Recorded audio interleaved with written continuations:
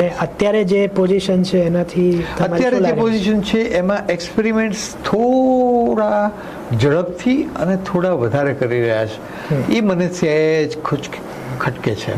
ઉદાહરણ ધારો કે આપણે થ્રિલર્સ અત્યારે બહુ જ આમ એક્સપેરિમેન્ટ 2, 3, 4, 5 બનાવી દીધી, રાઈટ.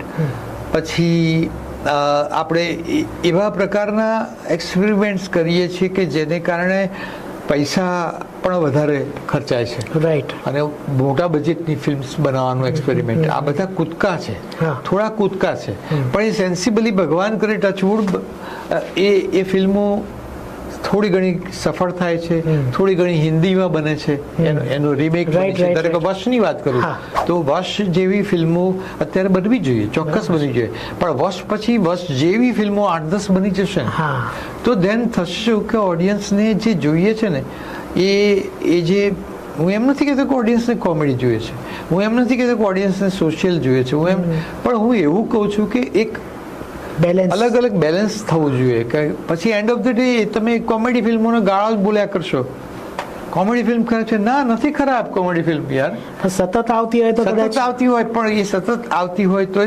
મૂળમાં તો કોઈ જોનર ખરાબ નથી, પણ માત્ર એવું છે કે એ જોનરમાં શ્રેષ્ઠ વસ્તુ હોય તો તમને ગમે છે.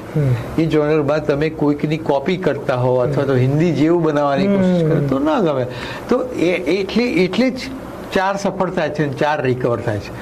પણ એન્ડ ઓફ ધ ડે બધા પોતપોતાની રીતે નવું કંઈક કરવાનો પ્રયત્ન કરી રહ્યા છે આ સર્જકો. એ આવતા 5 વર્ષમાં તમને ફલિત થતા દેખાશે એવું મને લાગે છે.